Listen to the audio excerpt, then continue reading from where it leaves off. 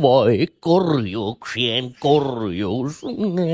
Sitä on taas koko viikko ryypätty ja kaikki työttömyyskorvaukset vedetty lärviin. Mitä siellä oikein? On se kumma, kun alkaa kankkusessakin perseestä pukkomaan kiviä. Ei helvettiläinen, sanon minä. Eikä pillusta potretin potrettia. Mitähän sitä on perkele taas tullut oikein Keinatonttu saatana kehtää lähetellä minulle jotain elatusmaksuja. Minä sille vielä näytän, kunhan tästä ensin vedetään sellaiset käännit, jotta oppii olemaan.